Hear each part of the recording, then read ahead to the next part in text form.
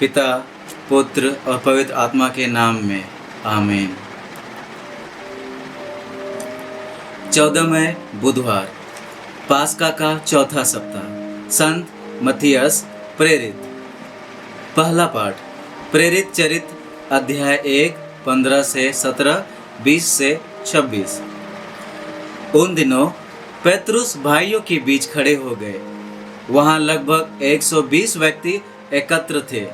पेतरुस ने कहा, भाइयों, ये अनिवार्य था कि धर्म ग्रंथ की वो भविष्यवाणी पूरी हो जाए जो पवित्र आत्मा ने दाऊद के मुख से यूदस के विषय में की थी। यूदस ईसा को गिरफ्तार करने वालों का अगुवा बन गया था। वह हम लोगों में एक और धर्म सेवा में हमारा साथी था। स्तोत्र संहिता में यह लिखा है, उसकी जमीन उजड़ जाए, उस पर कोई भी निवास नहीं करे और कोई दूसरा उसका पद ग्रहण करे।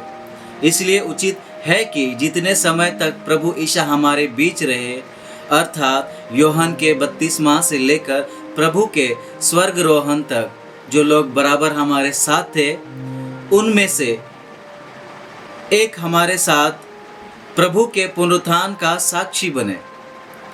इस पर उन्होंने 2 व्यक्तियों को प्रस्तुत किया, यूसुफ को जो बरबास कहलाता था और जिसका दूसरा नाम यूस्तुस था, और मथियस को।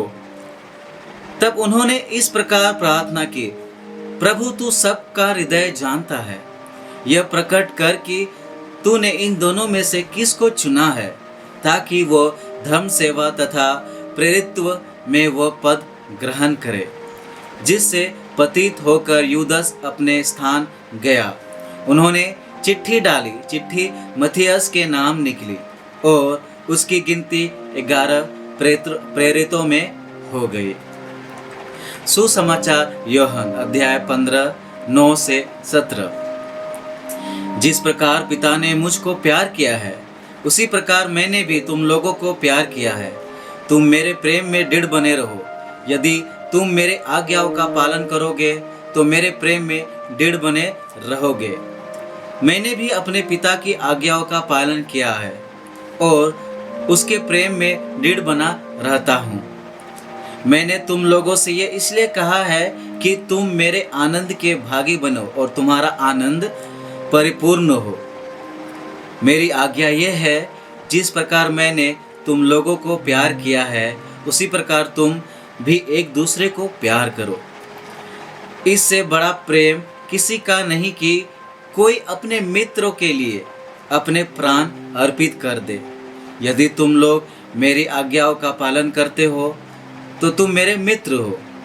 अब से मैं तुम्हें सेवक नहीं कहूँगा। सेवक नहीं जानता कि उसका स्वामी क्या करने वाला है।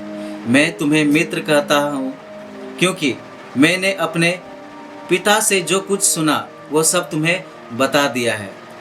तुमने मुझे नहीं चुना, बल्कि मैंने तुम्हें इसलिए चुना और नियुक्त किया कि तुम जाकर फल उत्पन्न करो और तुम्हारा फल बना रहे, और तुम मेरे नाम लेकर पिता से जो कुछ मांगो वो तुम्हें वही प्रदान करे।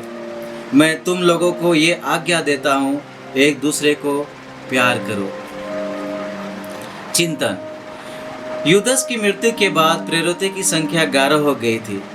ऐसी परिस्थिति में उसकी पूर्णता आवश्यक थी, क्योंकि संख्या 12 बहुत ही महत्वपूर्ण थी, जो इज़राइल के 12 वंशों की निशानी थी, जो एक नए इज़राइल का चिन्ह था, जिनमें सभी जातियों का समन्वय था। संत मथियस को नियुक्त कर पुनः प्रेरितों की एकता को कायम किया गया। प्रेरितों के चुनाव में सर्वप्रथम यीशु का हाथ था, जिन्होंने स्वयं उन्हें चुना था, पर संत मथियस को अन्य प्रेरितों ने चुना।